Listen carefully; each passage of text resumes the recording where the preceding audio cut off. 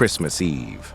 Most people were wrapping gifts, sipping eggnog, and arguing over whether Die Hard is a Christmas movie. Meanwhile, halfway across the world, the Pentagon was wrapping something else entirely: missiles. Because while ISIS thought the holidays meant a free pass, the U.S. military delivered a Christmas Eve reminder that Santa isn't the only one who sees everything.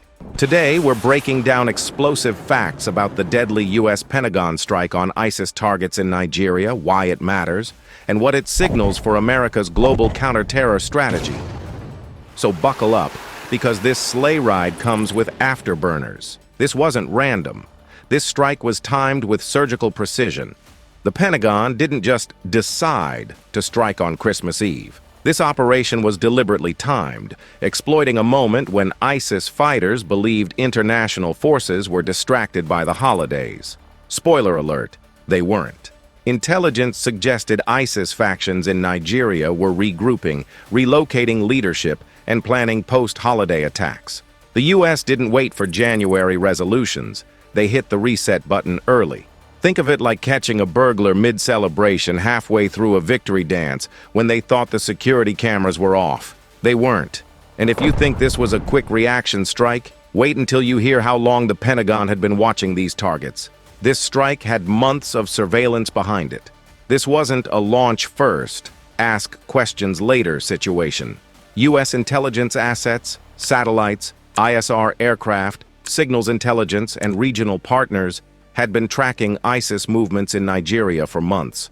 Patterns were mapped, command nodes identified, safe houses tagged. By Christmas Eve, the Pentagon wasn't guessing. They were checking boxes. Every target struck had a role. Logistics coordinators, operational planners, senior leadership facilitators. This was less shock and awe and more, "You're fired," promoted to crater. But here's where it gets interesting. This wasn't just about ISIS in Nigeria. This strike sent a message far beyond West Africa. The real audience wasn't ISIS. It was everyone watching. Yes, ISIS got hit. Hard. But the real message was directed at other extremist groups, hostile state actors, and anyone thinking the U.S. is distracted globally. This strike said one thing loud and clear. The U.S. doesn't do holidays from counterterrorism. Ukraine, Middle East tensions, Indo-Pacific chess matches. Despite all that, the Pentagon showed it still has the bandwidth to reach out and ruin your entire organization on Christmas Eve. That's not just military capability. That's strategic deterrence with wrapping paper. Now let's talk hardware, because the tools used here weren't random, outdated, or symbolic. This was a precision strike, not a ground invasion. No boots on the ground, no messy occupation headlines.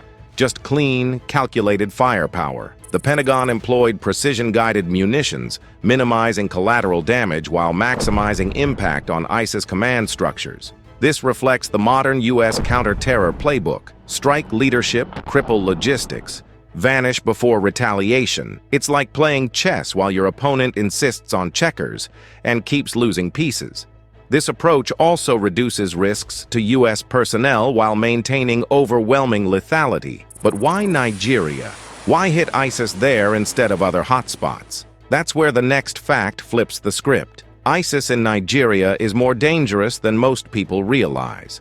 When people hear ISIS, their minds jump to Syria or Iraq. Nigeria doesn't usually make the highlight reel, but it should.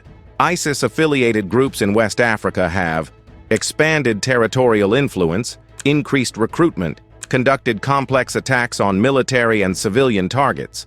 Left unchecked, this region becomes a launch pad, not just a local problem. The Pentagon's strike wasn't about today, it was about preventing tomorrow's headlines. Cut the branch before it becomes a forest fire. And if you think this was just a one-off warning shot, wait until you hear what it reveals about America's future counter-terror strategy.